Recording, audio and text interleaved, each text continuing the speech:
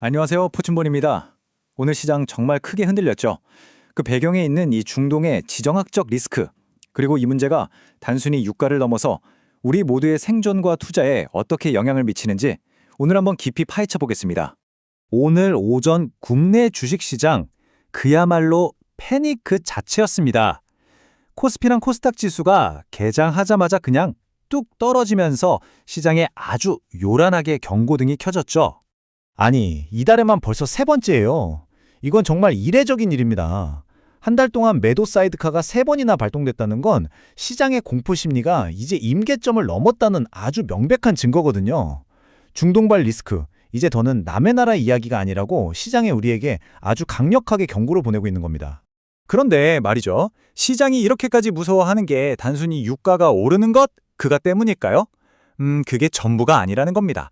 투자자들이 정말로 두려워하는 건 이제 전쟁의 표적이 석유를 넘어서 중동의 생존을 결정짓는 어떤 근본적인 무언가로 향하고 있다는 바로 그 사실이에요. 주요 투자은행들이 계속 경고해 왔잖아요. 배럴당 150달러 시대가 올 수 있다고요. 이제 이 숫자는 더 이상 그냥 상상 속 시나리오가 아닙니다. 여러 복합적인 요인들이 딱 맞물리면서 150달러 유가는 정말 우리 눈앞의 현실로 다가오고 있습니다. 자, 이 화면을 보시면 그 이유가 아주 명확해져요. 우선 첫 번째, 이란이 위협하니까 호르무즈 해협을 지나는 배들 보험료가 정말 하늘 높은 줄 모르고 치솟는 거예요. 그래서 유조선 운항이 평소에 10분의 1 토막에 나버렸습니다. 사실상 마비된 거죠. 두 번째는 공격의 대상이 이제 정유시설 같은 걸 넘어서 국가 존립의 기반 자체로 확대되고 있다는 거고요. 마지막으로 미국이 전략 비축유라는 카드를 쓸 수는 있지만 이걸로는 이 거대한 공급 공백을 다 메우기엔 턱없이 부족하다는 분석이 나오고 있습니다. 자, 그리고 지금부터가 오늘 이야기의 진짜 핵심입니다. 최근 중동 전쟁의 양상이 완전히 새로운 국면, 그러니까 훨씬 더 위험한 단계로 접어들었다는 거예요. 바로 이 한 문장이 현재 상황을 다 말해줍니다. 전쟁의 목표가 석유가 아니라 물이다. 최근에 이란의 키슘섬, 바레인, UAE에 있는 담수화 시설이 연달아 공격받았다는 소식이 전해졌는데요. 이게 시장에 엄청난 충격을 줬습니다.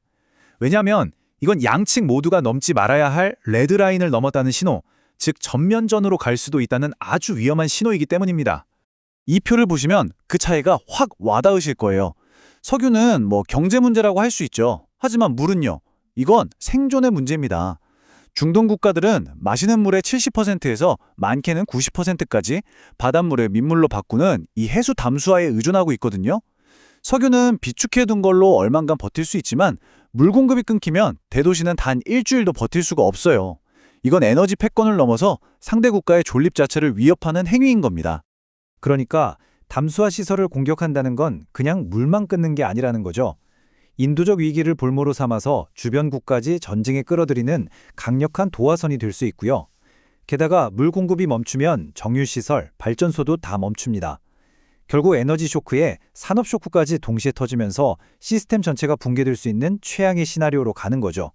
전문가들은 지금 상황을 통제 불능의 국면이라고 진단하고 있어요. 상황을 더 심각하게 만드는 건 이란 내부의 강경파인 혁명수비대가 독자적으로 공격을 하고 있다는 분석까지 나온다는 점입니다. 이제 이 분쟁은 그 누구도 통제할 수 없는 방향으로 흘러갈 수 있다는 공포가 점점 커지고 있습니다. 그래서 이게 더 이상 이란과 이스라엘 두 나라만의 문제가 아니게 된 겁니다. 시작은 두 나라였을지 몰라도 그 불씨는 이미 바레인, UAE, 쿠웨이트 같은 걸프 지역 전체로 아주 빠르게 번져나가고 있어요.